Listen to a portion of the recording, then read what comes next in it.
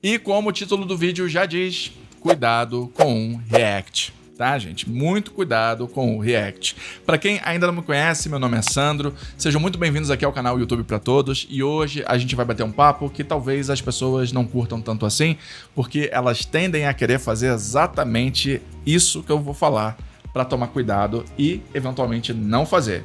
Então vamos entender por que a gente precisa tomar cuidado com o React. Bom, a primeira situação que a gente precisa entender é que existem leis no nosso país, tá? Esse é o primeiro ponto que a gente precisa entender. E essas leis que existem aqui no nosso país, elas falam, entre outras coisas, que a gente não pode pegar conteúdos de outras pessoas, ou seja, de terceiros, e utilizar como a gente bem entender, não. Isso tanto serve para vídeos, como serve para fotos, como serve para desenhos, como serve para quadros pintados, como serve para qualquer coisa que tenha direito autoral. Ou seja, alguém fez aquilo, alguém criou aquele conteúdo, aquela pintura, seja o que for.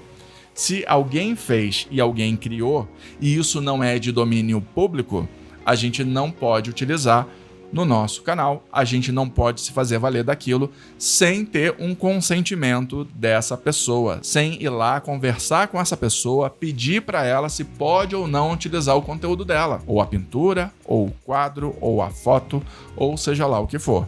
Tá? A gente tem que tomar muito cuidado com isso. O YouTube, a internet como um todo, não é terra sem lei, não. O YouTube, o Instagram, o Facebook, a internet como um todo, ela obedece às regulamentações legais que existem no nosso país. Tá? E por que eu estou frisando no nosso país? Porque cada país vai ter uma diretriz sobre esse assunto. Por exemplo, lá nos Estados Unidos existe o tal do uso justo. Tá? O que é o uso justo? Você é um criador de conteúdo, você está utilizando uma camiseta da Nike. Tá? Isso aí é um exemplo bem bobo, só para a gente entender do que se trata exatamente. E aí vamos supor que eu tivesse, lá nos Estados Unidos, eu tivesse com a camiseta da Nike, escrito bem gigante aqui, Nike. A Nike, ela poderia chegar para mim e falar assim, olha, eu vi no seu vídeo que você estava usando uma camiseta com a minha marca, mas eu não quero que você use. E não importa se eu comprei ou não, o que importa é que naquele momento eu estava divulgando aquela marca no meu canal. E talvez a Nike não queira associar a imagem dela comigo, porque talvez o meu tipo de conteúdo não seja o tipo de conteúdo que ela gostaria de associar, por N razões, por N motivos. Tá? E ela poderia chegar para mim e falar assim, eu quero que você tire esse vídeo do ar, porque eu não quero que a minha marca apareça no seu canal. Só que lá fora existe o uso justo. O que é o uso justo? O uso justo seria exatamente essa parte. Ué, mas eu comprei a camiseta, ela é minha. Eu tô vestindo, eu tô usando ela aqui. Inclusive, tô fazendo uma publi de graça para a marca, não é isso? Então, lá fora, às vezes, existe esse entendimento de uso justo, tá? Se eu tô usando aqui uma camiseta com a marca da Nike, pode ser que a Nike não consiga aplicar nenhum strike em mim ou me processar por nenhum motivo, porque existe o uso justo. Qual é o uso justo? Eu estou usando justamente a camiseta porque eu comprei, eu paguei por ela e eu tenho o direito de usar. Não é isso? Então, isso seria o uso justo. Aqui no Brasil, erroneamente, as pessoas acabam associando essa questão do uso justo, que existe lá fora e não aqui no Brasil, com a possibilidade de você utilizar o conteúdo de outras pessoas dessa forma, uso justo. Só que no Brasil, como eu falei, não existe o uso justo. Tá? O que existe são os direitos autorais pertencentes às pessoas que criaram aqueles conteúdos. Então, se alguém utiliza o meu vídeo ou um trecho desse vídeo aqui para publicar em qualquer outro lugar e eu não dei permissão, se eu encontrar esse vídeo, eu posso dar strike nesse vídeo. Eu posso pedir para a pessoa retirar porque eu não dei permissão para ela. Esse vídeo aqui é criação minha. Eu sou o detentor dos direitos de exibição desse vídeo. Fui eu que criei. Entende? E se eu não quiser que ele seja exibido em outros lugares, eu simplesmente chego lá. Eu quero que você tire meu conteúdo porque eu não te dei permissão. Entende?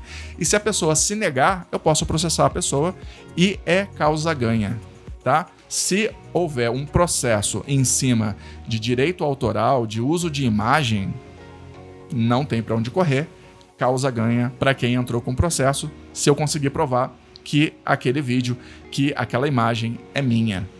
E, obviamente, um vídeo meu vai ter a minha imagem. Então vai ser simples de eu conseguir provar isso. Então, para vocês entenderem que a gente tem que tomar um certo cuidado com isso. Quer usar o meu vídeo? Quer usar uma parte do meu vídeo? Beleza. Vem aqui, me chama, conversa comigo. Eu vou entender do que se trata, sobre o que é o assunto, de que maneira você vai abordar e pode ser que eu permita.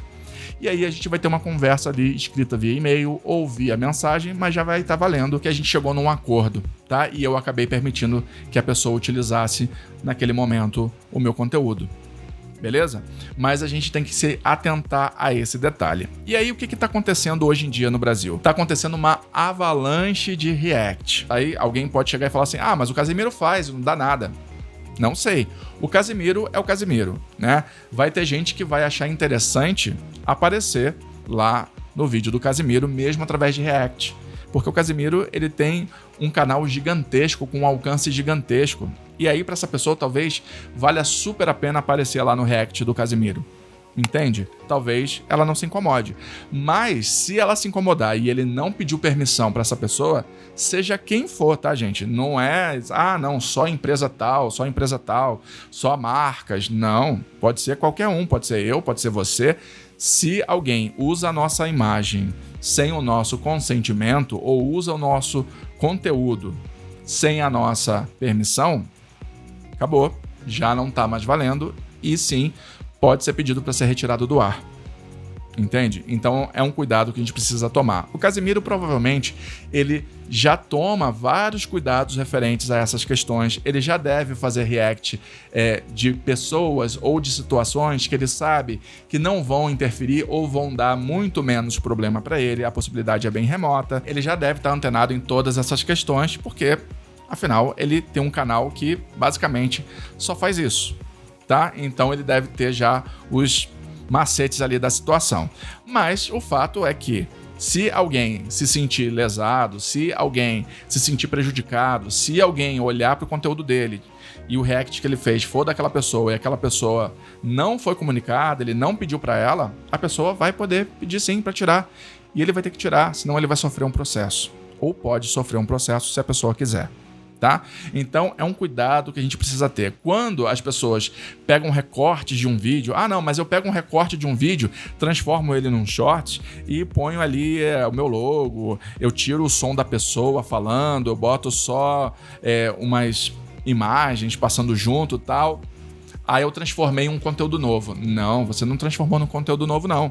Porque a imagem da pessoa continua aparecendo lá, porque aquele ainda é o conteúdo da pessoa, porque aquele ainda é o conteúdo criado por alguém. Entende? E se esse alguém identifica esse conteúdo sendo exibido em outro lugar, acabou. Acontece o que eu já expliquei que pode acontecer. Inclusive, o próprio YouTube, quando alguém utiliza o nosso conteúdo e o YouTube detecta, ele vai lá e avisa pra gente. Ele vai lá e fala, olha, esse canal aqui, ele tá usando tantos % do seu vídeo e você quer fazer o que com ele? Você vai deixar? Ou você vai dar strike? Ou você vai pedir para ele tirar? O que você quer fazer? Então, o próprio YouTube tem sistemas que permitem que você consiga aplicar os seus direitos no conteúdo que você criou. Por quê? Porque o YouTube também não quer problema para ele. O YouTube, apesar de não ter sido ele que criou o conteúdo, ele é corresponsável também, ou pode ser corresponsabilizado caso alguém entre com uma ação contra a pessoa que utilizou o conteúdo, porque é a plataforma do YouTube. E é o meio por onde a pessoa está exibindo aquele conteúdo. E o YouTube pode sim acabar sendo responsabilizado de lambuja. Por isso ele não quer ter esse tipo de problema. Por isso que ele vai lá e te avisa quando alguém usa o seu conteúdo. Isso já aconteceu comigo várias e várias vezes. Tá? No meu canal de tecnologia, várias e várias vezes já aconteceu de eu pegar gente utilizando meu conteúdo sem a minha permissão. E aí, quando a pessoa não me pede permissão, o que eu faço? Eu vou lá e aplico o strike na pessoa. Porque ela nem conversou comigo, ela nem me pediu. Ela só foi lá, usou. Então, a gente não pode fazer isso. Quer usar? Legal. Chega comigo, conversa. Vamos ver o que a gente pode fazer. Vamos ver se a gente chega num acordo. Não é só vou pegar, vou cortar, vou incluir uma imagem ali no meio e vai estar tudo bem, não. Não é assim que funciona. Tá, gente? Então, tem muita gente que ainda acha que isso é bobagem, que não dá nada, que não pega nada, que o YouTube permite porque existem os canais de react, como o do Casimiro. Mas, apesar de tudo isso, o fato ainda continua sendo o mesmo. Se a pessoa se sentir lesada, ela pode ir lá e pedir para tirar, Ou se a pessoa não quiser tirar, abrir um processo contra ela. Tá, gente? Então eu espero que esse vídeo tenha deixado bem claro essa situação aí pra vocês, porque eu tô vendo isso acontecer demais e talvez algumas pessoas estejam tomando strike sem saber por quê, e é exatamente por conta disso, tá? Mesmo que você não use a imagem propriamente, por exemplo, vamos supor que você só recorte esse trecho aqui, ó, onde eu não apareço. Mas se a minha voz continuar saindo, sou eu ainda. Se a minha voz nem eu estiver aparecendo, mas isso aqui estiver aparecendo e eu conseguir identificar que é meu, eu ainda posso aplicar um strike, entende? Porque faz parte do conteúdo que eu criei como um todo.